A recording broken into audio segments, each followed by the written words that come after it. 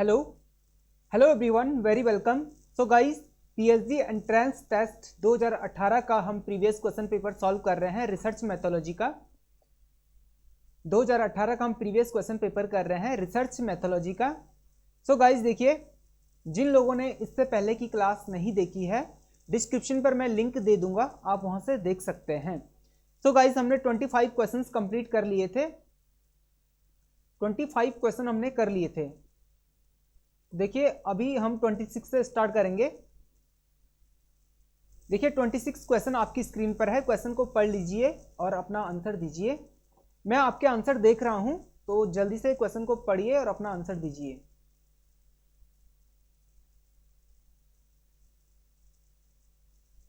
Guys, हम फटाफट question को करेंगे क्योंकि इससे पहले की क्लास थी जो बहुत लंबी हो गई थी, तो इस क्लास को हम बहुत जल्दी से करेंगे।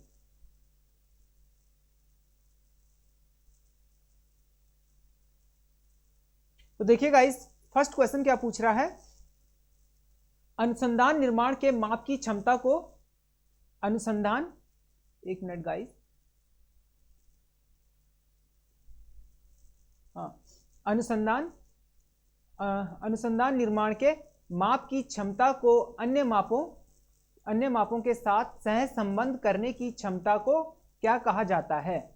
तो निर्माण की वैधता, मापदंड वैधता, या अभिसरण वैधता, या विभेदक वैधता।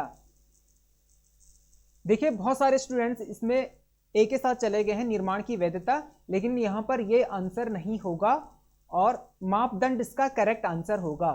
अभिसरण वैधता और विभेदक वैधता नहीं होगा, तो इसका जो आंसर है बी कंप्लीट इसका सही आंसर है।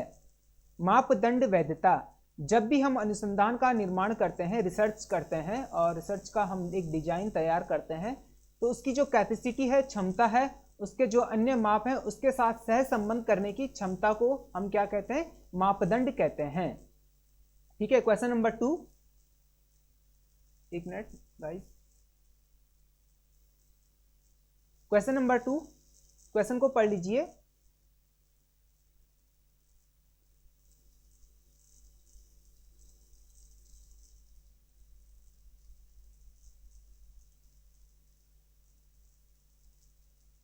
देखिए क्वेश्चन को पढ़ लीजिए। यहां पर क्वेश्चन क्या पूछ रहा है, एक स्तरीकृत प्रतिदर्श जिसमें प्रत्येक स्तर के लिए प्रतिदर्श आकार को विश्लेषणात्मक विचारों के अनुसार आवंटित किया जाता है, क्या कहा जाता है। ठीक है, क्वेश्चन क्या पूछ रहा है, स्तरीकृत प्रतिदर्श जिसमें प्रत्येक स्तर के सभी स्तर के लिए प्रतिदर्श आकार को विश्लेषणात्मक विचारों के अनुसार आवंटित किया जाता है, क्या कहा जाता है। अनुपातिक स्तरीकृत प्रतिदर्श या अनुपातहीन स्तरीकृत प्रतिदर्श, या आ दोनों, और या उपयुक्त में से कोई नहीं। तो जल्दी से आंसर दीजिए। अधिकतर स्टूडेंट्स यहां पर सी के साथ चले गए हैं, लेकिन सी इसका आंसर नहीं है। डी भी नहीं है और सी भी नहीं है इसका आंसर। देखिए इसका आंसर बी है, अनुपातहीन स्तरीकृत, बी इसका करेक्ट आंसर है। देखिए बी इस क्वेश्चन का आंसर है। यहां पे क्या पूछ रहा है कि एक स्तरीकृत प्रतिदर्श जिसमें प्रत्येक स्तर के लिए प्रतिदर्श आकार को विश्लेषणात्मक विचारों के अनुसार आवंटित किया जाता है, उसे अनुपातहीन स्तरीकृत प्रतिदर्श कहा जाता है। नहीं, अनुपातिक स्तरीकृत प्रतिदर्श नहीं कहते हैं, तो इसका आंसर बी है। बी इसका करेक्ट आंसर है। क्वेश्चन नंबर 28 को पढ़ लीजिए जल्दी से और अपना आंसर दीजिए।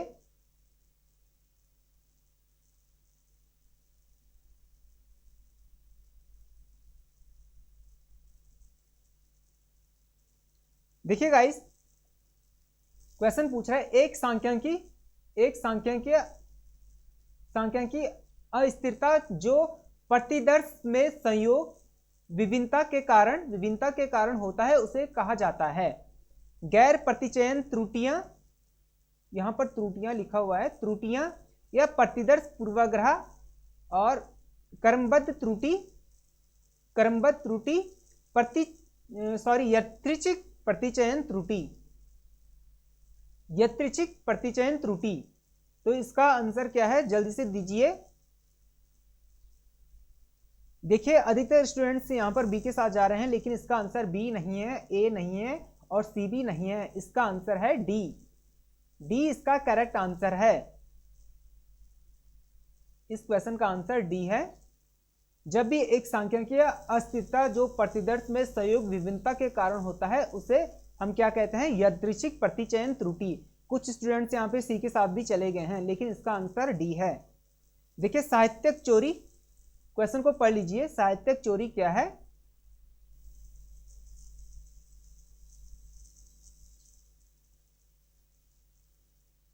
क्वेश्चन, साहित्यिक चोरी क्या होता है, किसे कहा जाता है साहित्यिक चोरी? तो देखिए किसी अन्य लेखक की भाषा और विचारों का उपयोग या नजदीक अनुकरण। ठीक है, बिल्कुल सही है। जब भी हम किसी लेखक की जो भाषा है, उसके विचार हैं, उसका उपयोग करते हैं तो ये भी एक साहित्यिक चोरी है।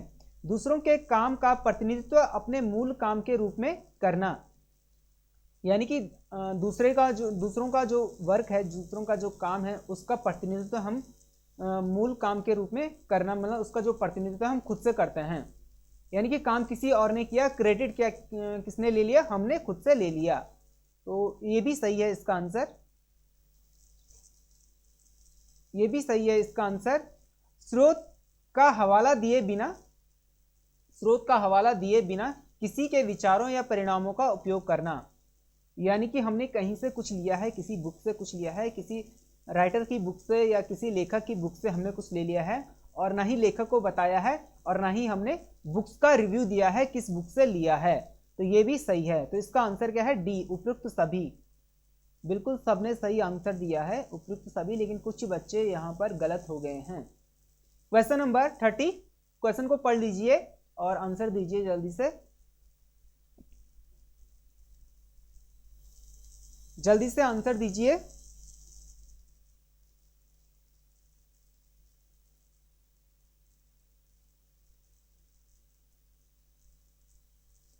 सत्यनिष्ठा और पारदर्शिता मूलभूत है। क्वेश्चन क्या पूछ रहा है, सत्यनिष्ठा और पारदर्शिता मूलभूत है। तो क्या है, व्यापारिक मुद्दे, शोध की आवश्यक वस्तुएं, शोध में नैतिक सिद्धांत और शोध पद्धति के तत्व। इनमें से कौन से इसके आंसर हैं, कौन सा आंसर है? देखिए अधिकतर स्टूडेंट्स यहां पर डी के साथ जा रहे हैं, शोध पद्धति के तत्व, लेकिन यहां डी इसका आंसर नहीं है।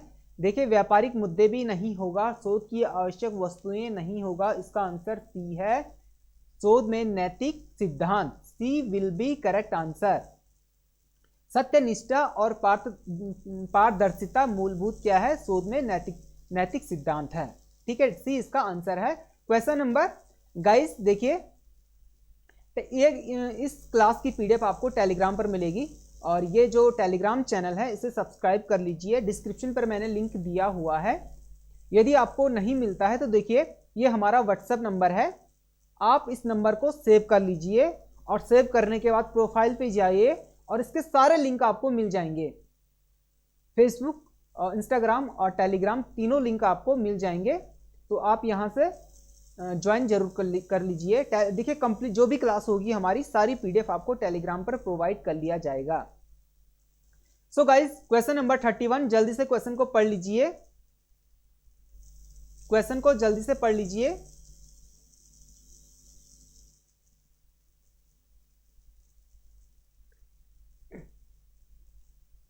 विशिष्ट क्षेत्र के विशेषज्ञों, क्वेश्चन क्या पूछ रहा है, विशिष्ट क्षेत्र के विशेषज्ञों का एक समूह नए कोर्स की पाठ्यचर्या बनाने के लिए एक स्थान पर एकत्रित हुआ है। इस प्रक्रिया को कहा जाता है, क्या कहा जाता है?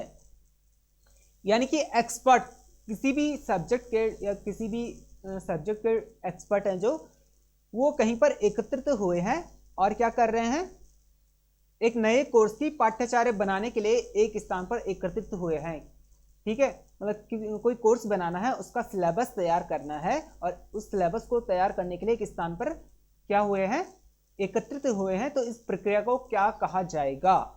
विशिष्ट क्षेत्र के, यानी कि किसी भी डिपार्टमेंट के एक्सपर्ट हैं, जैसे कि ज्योग्राफी है, जो ज्योग्राफी के एक्सपर्ट हैं वो किसी सब्जेक्ट पे, यानी कि क्लाइमेटोलॉजी, ओशनोग्राफी, किसी भी सब्जेक्ट पे एक समूह, बहुत सारे लोग कलेक्ट हुए हैं, विशेषज्ञों का एक समूह, बहुत सारे लोग कलेक्ट हुए हैं, और वो किसी कोर्स पे, यानी कि अपना ज्योग्राफी से रिलेटेड कोई कोर्स लॉन्च करना है और अनाउंसमेंट करना है या लॉन्च करना है, उसका सिलेबस तैयार करना है, तो वहां पर एकत्रित हुए हैं। तो इस प्रक्रिया को क्या कहा जाएगा।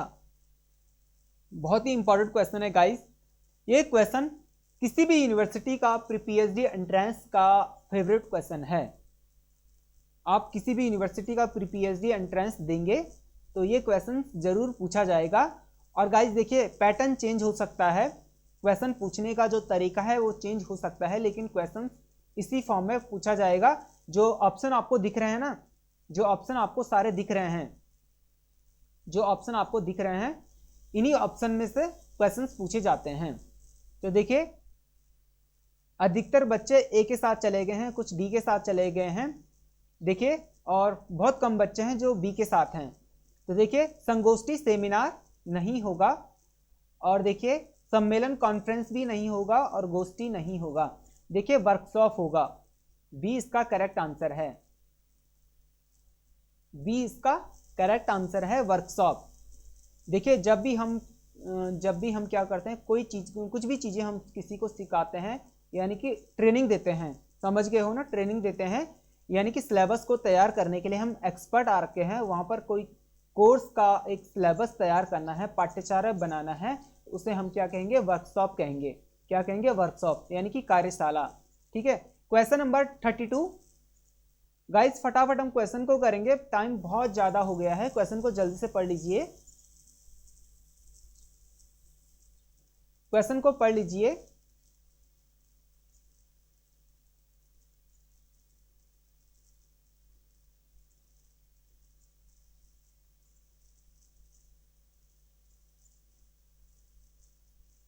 देखिए, यदि दो चर के बीच संबंध को सांख्यिकीय रूप से सार्थक कहा जाता है, तो इसका मतलब है कि चर, इसका मतलब क्या है कि चर प्रतिदर्श द्वारा प्रतिनिधित्व जनसंख्या से संबंधित नहीं है, यह प्रतिदर्श से संबंधित है, यह प्रतिदर्श द्वारा प्रतिनिधित्व जनसंख्या से संबंधित है, यह रैखिक रूप से संबंधित है। तो क्या इसका आंसर है। देखिए, बहुत सारे बच्चे ए के साथ चले गए हैं, लेकिन इसका आंसर ए नहीं है, बी भी नहीं है। देखिए, ए नहीं है, बी नहीं है, इसका आंसर सी है। सी, इस क्वेश्चन का answer C will be correct है। देखिए, जब भी दो चर के बीच संबंध को सांख्यिकीय रूप से, यानी कि किस रूप से, मात्रात्मक रूप से, ठीक है, जब भी हम मात्रात्मक रूप से स्टडी करते हैं, तो किस रूप में स्टडी करते हैं, सांख्यिकीय रूप में, यानी कि सीरीज के अकॉर्डिंग हम स्टडी करते हैं। ठीक है, तो हम क्या करेंगे, तो सार्थक कहा जाएगा, सांख्यिकीय रूप से सार्थक कहा जाता है, तो प्रतिदर्श द्वारा प्रतिनिधित्व जनसंख्या से संबंधित है। यानी कि हम जब भी पॉपुलेशन की स्टडी करेंगे तो किस में करेंगे, सीरीज में करेंगे, यानी कि सांख्यिकीय रूप से करेंगे, मात्रात्मक रूप से करेंगे। तो इसका आंसर सी है। क्वेश्चन नंबर 33, जल्दी से क्वेश्चन को पढ़ लीजिए।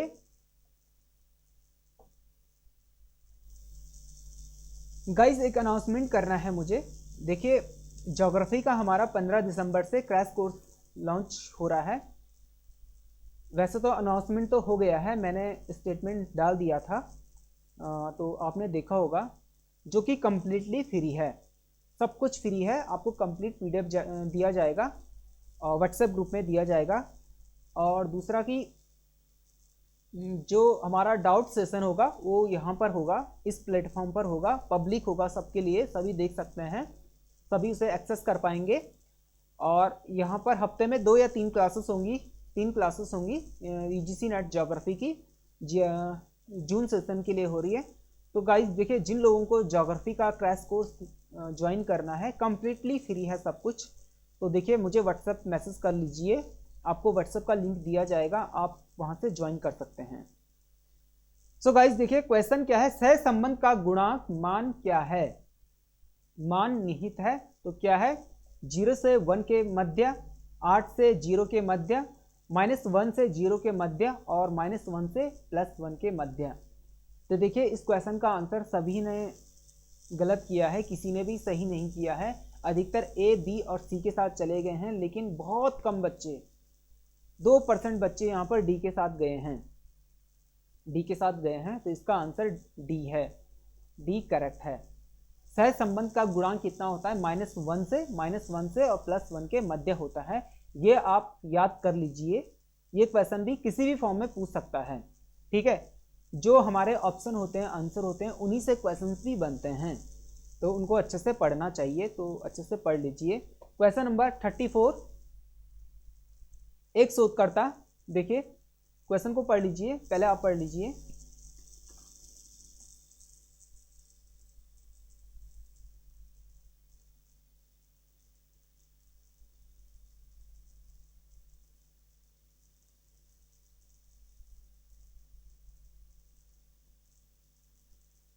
देखिए गाइस, एक शोधकर्ता कुल जनसंख्या में से 100 का समध्यता प्रतिदर्श चुनता है। यह है क्या है, एक समूह प्रतिदर्श, एक यादृच्छिक प्रतिदर्श और एक व्यवस्थित प्रतिदर्श और एक स्तरीकृत प्रतिदर्श। तो इसका आंसर क्या होगा, जल्दी से दीजिए। बिल्कुल यहाँ पे बहुत सारे बच्चों का जो आंसर है बिल्कुल सही आया है, इसका आंसर बी है, बी इसका करेक्ट आंसर है, बी इसका करेक्ट आंसर है, बी। सभी ने इसका आंसर सही किया है, एक यादृच्छिक प्रतिदर्श। क्वेश्चन नंबर 35, एक मिनट गाइस, देखिए जस्ट अ मिनट।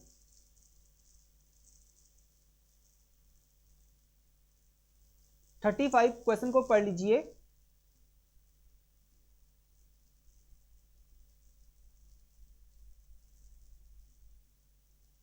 यहां पर त्रुटि लिखा हुआ है, मिस्टेक मिसप्रिंट हो गया है। देखिए प्रतिचयन त्रुटि शून्य होती है यदि, प्रतिचयन त्रुटि शून्य होती है यदि जनसंख्या की सभी इकाइयों को मापा जाता है, केवल कुछ इकाइयों को मापा जाता है, गैर प्रतिचयन त्रुटि शून्य हो, गैर प्रतिचयन त्रुटि शून्य हो, उपयुक्त में से कोई नहीं। तो जल्दी से इसका आंसर दीजिए।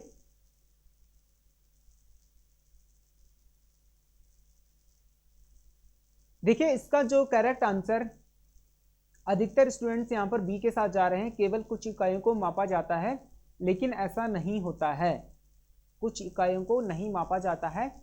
जब भी हम प्रतिचयन में त्रुटि देखते हैं, त्रुटियों को देखते हैं, कमियों को देखते हैं, और उसमें अगर किसी भी प्रतिचयन में कोई कमियां नहीं है, त्रुटि नहीं है, मतलब 0 है, त्रुटियां शून्य है, तो उसमें क्या होगा, जनसंख्या की सभी इकाइयों को मापा जाएगा, सिर्फ ओनली जनसंख्या को, कुछ इकाइयों को नहीं मापा जाएगा, ठीक है। यदि हम जब कभी भी सैंपल लेते हैं, जब कभी भी हम सैंपल लेते हैं और उस सैंपल में कोई कमियां नहीं है, तो हम क्या करते हैं, सभी सैंपल को लेते हैं, यानी कि सभी सैंपल को हम क्या करते हैं, उसमें इकाइयों में माप कर सभी को लिया जाता है।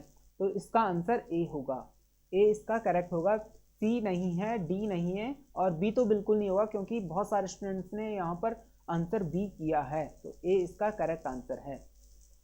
क्वेश्चन नंबर, एक मिनट गाइस, देखिए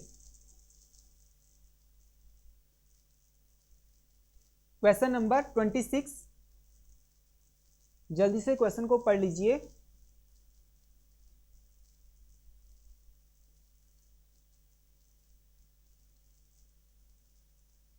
क्वेश्चन को पढ़ लीजिए।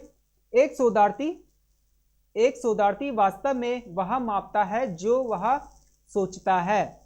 एक शोधार्थी क्या करता है, एक रिसर्च स्कॉलर क्या करता है, जो रिसर्चर होता है वो क्या करता है, वास्तव में वह मापता है जो वह सोचता है कि मापन है कहलाता है, क्या कहलाता है, विश्वसनीयता, वैधता, परिशुद्धता या स्पष्टता।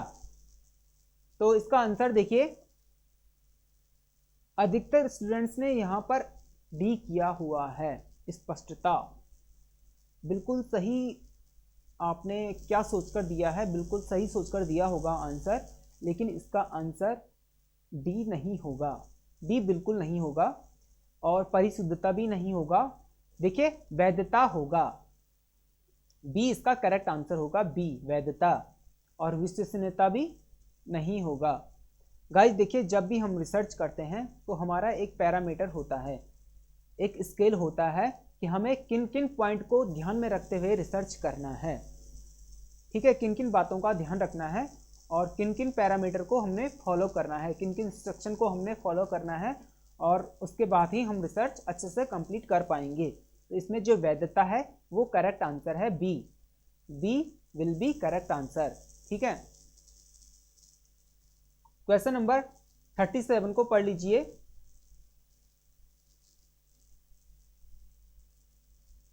क्वेश्चन को पढ़ लीजिए 37।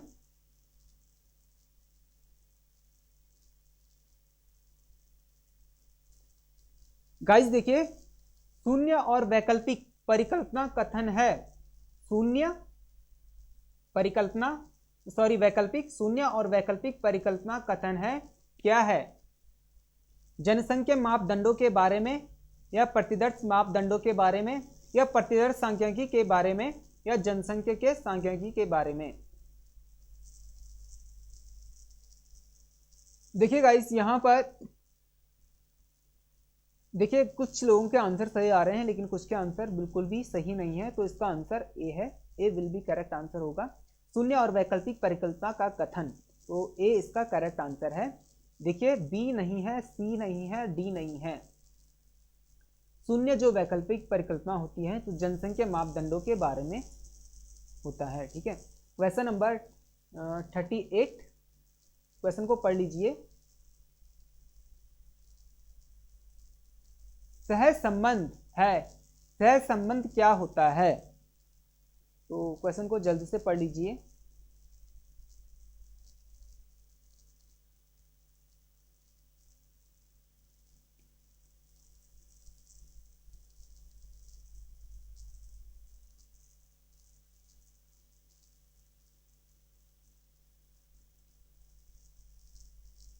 देखिए गाइस, सहसंबंध क्या है? सहसंबंध क्या है? तीन चरों के मध्य संबंध का एक माप है, यानी कि दो चर के मध्य गैर रैखिक संबंध का एक माप है, और दो चर के मध्य रैखिक संबंध का एक माप है, या दो चर के वक्रीय संबंध का एक माप है।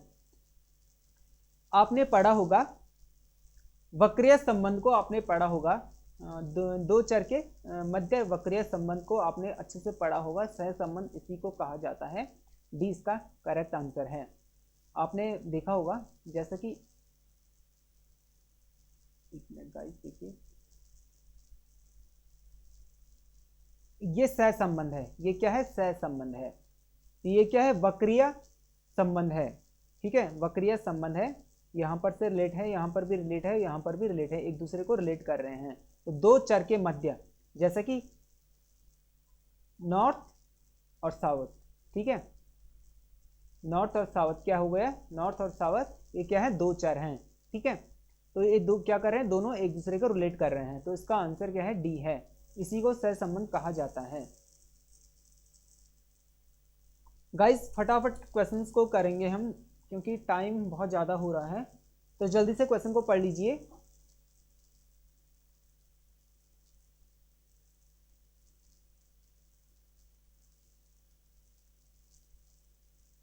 देखिए गाइस, विषय घटनाओं या वस्तुओं के गुण जिन्हें मापा जा सकता है उन्हें कहा जाता है, क्या कहा जाता है? गुणात्मक माप, आंकड़े, चर राशियां या अवलोकन। तो देखिए यहाँ पे गुणात्मक माप नहीं होगा और आंकड़े नहीं होगा, अवलोकन भी नहीं होगा, इसका आंसर सी है। सी विल बी करेक्ट आंसर। चर राशियां, विषय घटनाओं या वस्तुओं के गुण जिन्हें मापा जा सकता है उन्हें क्या कहा जाता है? चर राशियां कहा जाता है। ठीक है, क्वेश्चन नंबर 40, तो क्वेश्चन को जल्दी से पढ़ लीजिए। मैं आपके आंसर पढ़ रहा हूं।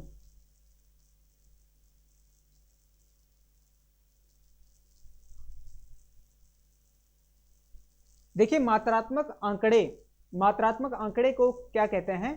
संख्यात्मक रूप से मापा जाता है, गुणात्मक रूप से मापा जाता है, या संख्यात्मक रूप से मापा नहीं जा सकता है, छवियों द्वारा मापा जाता है। जिन्होंने इससे पहले की क्लास पढ़ी होगी उनको मालूम होगा, क्योंकि मैंने कोशिश किया है आप सभी को अच्छे से एक्सप्लेन करने की, ताकि आप कॉन्सेप्ट को समझ पाए, है ना। तो मात्रात्मक आंकड़ों को किसमें मापा जाता है? संख्यात्मक रूप में मापा जाता है, ठीक है। ए इसका करेक्ट आंसर है, ए, ठीक है। गुणात्मक को किसमें मापा जाता है? सब्जेक्टिव में मापा जाता है गुणात्मक को, ठीक है। तो बी नहीं होगा, सी नहीं होगा, डी नहीं होगा, ए इसका करेक्ट आंसर है मात्रात्मक आंकड़े। क्वेश्चन नंबर 41 गाइस, जितने हम लोगों ने जितने क्वेश्चंस को हमने किया है बहुत ही आराम से किया है और कोशिश किया है एक्सप्लेन करने की, ताकि आप कॉन्सेप्ट को समझ पाए और क्वेश्चन को भी अच्छे से समझ पाए और ऑप्शन जो क्वेश्चन में ऑप्शन दिए हैं उनको अच्छे से समझ पाए, ठीक है। चतुर्थ विचलन एक माप है। चतुर्थ विचलन एक माप है, तो क्या है? विस्तार का या संबंध परक का, औसत का, केंद्रीय प्रवृत्ति का। तो इसका आंसर है विस्तार का, ए इसका करेक्ट आंसर है, ए, ठीक है। विस्तार का बी नहीं है, सॉरी बी नहीं है, सी नहीं है और डी नहीं है, ए इसका करेक्ट आंसर है विस्तार का। क्वेश्चन नंबर 41, क्वेश्चन को देख लीजिए।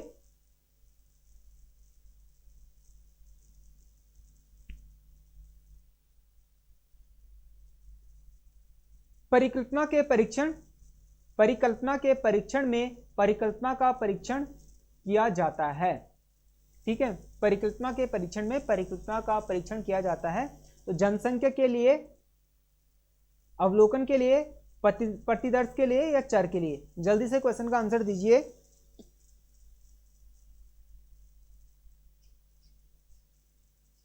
देखिए, जब भी परिकल्पना का परीक्षण करते हैं और परिकल्पना का परीक्षण किया जाता है तो जनसंख्या के लिए किया जाता है। हमने इससे पहले भी बहुत सारे क्वेश्चंस में ये कर लिया है, इस कॉन्सेप्ट के साथ हमने 2 या 3 क्वेश्चन कंप्लीट कर लिए हैं इसी कॉन्सेप्ट के साथ, ठीक है। जनसंख्या के लिए परिकल्पना का परीक्षण किया जाता है, ठीक है। क्वेश्चन नंबर 43, जल्दी से क्वेश्चन को पढ़ लीजिए। परिकल्पना के परीक्षण में परिकल्पना का परीक्षण किया जाता है। इससे पहले भी हमने इसी परिकल्पना के परीक्षण में परिकल्पना का परीक्षण किया जाता है। गाइस, क्वेश्चन देखिए, यहां क्वेश्चन क्या है? एक अलग फॉर्म में है, ठीक है। यही क्वेश्चन एक अलग फॉर्म में है, इसके ऑप्शन भी अलग दिए गए हैं, और यही क्वेश्चन अलग फॉर्म में है, इसके ऑप्शन अलग दिए गए हैं। क्वेश्चन वही है, लेकिन ऑप्शन देखिए, जो क्वेश्चन का आंसर का ऑप्शन है वो अलग दिए गए हैं और इसमें भी अलग दिए गए हैं। तो आप में से इसी तरह के प्री पीएचडी एंट्रेंस में इसी तरह के क्वेश्चंस भी पूछे जा सकते हैं, पूछे जाएंगे। क्वेश्चन एक ही रहेगा लेकिन ऑप्शन अलग रहेंगे, ऑप्शन सेम रहेंगे लेकिन क्वेश्चन अलग रहेगा, है ना। तो इसी तरह से क्वेश्चंस पूछे जाएंगे। हो सकता है क्वेश्चन चेंज कर ले और ऑप्शन सेम रहे। तो जिन लोगों ने कॉन्सेप्ट के साथ पढ़ा हुआ है वो अच्छे से क्वेश्चंस को कर पाएंगे, ठीक है। परिकल्पना के परीक्षण में परिकल्पना का परीक्षण किया जाता है। देखिए, ज्यामितीय नहीं होगा और चतुर्थ विचलन नहीं होगा, ठीक है। विस्तार भी नहीं होगा, प्रसरण होगा, ठीक है। ए इस क्वेश्चन का आंसर होगा। देखिए, जब भी हम परिकल्पना का परीक्षण करते हैं और परिकल्पना का परीक्षण किया जाता है तो प्रसरण में किया जाता है, यानी कि स्टार्टिंग में ही किया जाता है, ठीक है। क्वेश्चन नंबर 44, क्वेश्चन को जल्दी से पढ़ लीजिए।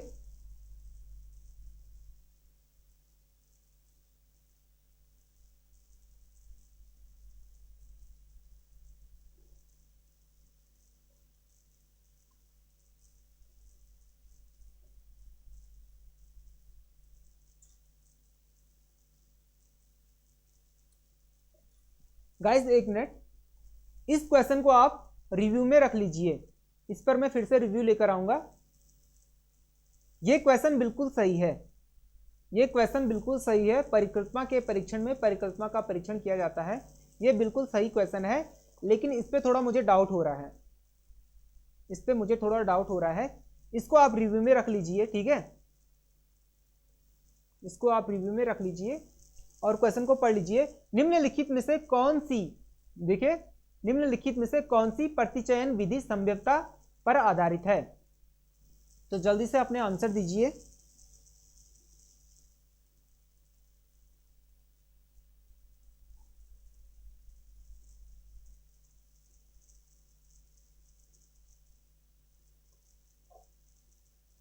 तो देखिए गाइस, सुविधा अनुसार प्रतिचयन, निर्णय प्रतिचयन और कर्मबद्ध प्रतिचयन और नियत मात्रात्मक प्रतिचयन। तो देखिए इस क्वेश्चन का जो आंसर है प्रतिचयन विधि संभाव्यता पर आधारित है। तो इसका जो आंसर है, देखिए अधिकतर स्टूडेंट्स ए के साथ जा रहे हैं, ए के साथ बहुत सारे स्टूडेंट्स जा रहे हैं, लेकिन इसका आंसर ए नहीं होगा और बी भी नहीं होगा, इसका आंसर सी होगा। ठीक है, सी इसका करेक्ट आंसर है। गाइस देखिए कौन सी प्रतिचयन विधि संभाव्यता पर आधारित है? तो कर्मबद्ध प्रतिचयन विधि संभाव्यता पर आधारित है।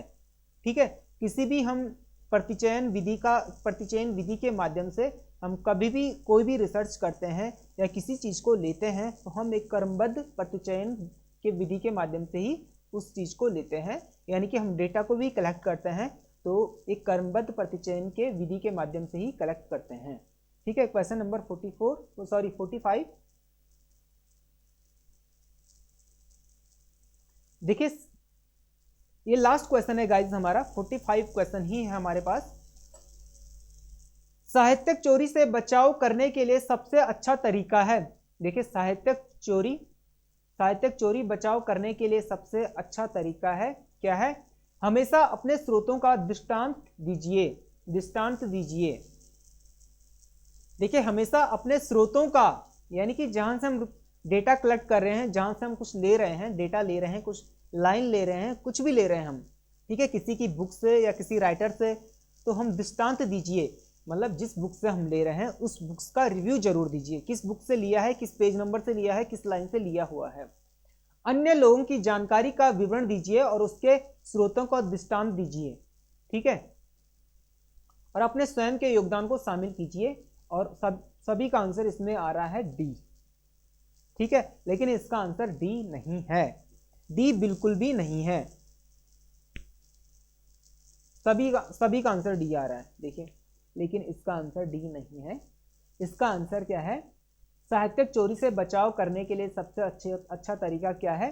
तो देखिए क्या है, अन्य लोगों की जानकारी का विवरण दीजिए और उसके स्रोतों का दृष्टांत दीजिए। यानी कि जहां से हम ले रहे हैं, जिस किसी की हम राइटर की बुक से हम कुछ ले रहे हैं, तो उस राइटर का नाम, उस राइटर की बुक का नाम, उस राइटर की जो बुक से हमने लिया है, किस पेज नंबर से लिया है, कौन सी लाइन से लिया है, इसका हमें क्या करना है? दृष्टांत देना है। ठीक है, इसका सटीक आंसर है बी। इसका सटीक आंसर है बी। डी नहीं होगा, बी। हमें सटीक आंसर चुनना होता है। सो गाइस, आज के क्वेश्चन यहीं तक 45 क्वेश्चन हमने कंप्लीट कर लिए हैं और ये पीडीएफ आपको कहाँ मिलेगी? टेलीग्राम चैनल पर मिल जाएगी। अभी मैं अपलोड कर लेता हूँ, आपको मिल जाएगी, आप वहाँ से डाउनलोड कर लीजिए। गाइस देखिए, जिन लोगों को ज्योग्राफी पढ़ना है, यूजीसी नेट एग्जाम के लिए एक बेहतर प्रिपरेशन करनी है और फ्री में, देखिए कहीं पर भी कोई भी कंटेंट फ्री में नहीं मिलता है, लेकिन यहाँ पर आपको एक डिटेल कंटेंट मिलेगा। आपको डिटेल में सारे, मतलब बहुत ही ऑथेंटिक कंटेंट आपको यहाँ पर प्रोवाइड कर लिया जाएगा। और 50 अप्रैल से आपकी ज्योग्राफी की क्लासेस स्टार्ट हो जाएगी। और देखिए 1 अप्रैल से आपकी paper first UGC net exam paper first की भी क्लासेस स्टार्ट हो जाएगी। सो गाइस, क्लास को लाइक जरूर कीजिए, चैनल को सब्सक्राइब कीजिए और शेयर जरूर कीजिए अपने दोस्तों में, अपने फ्रेंड्स में, ताकि उन्हें भी मालूम हो कि यहाँ पर क्लासेस हो रही हैं।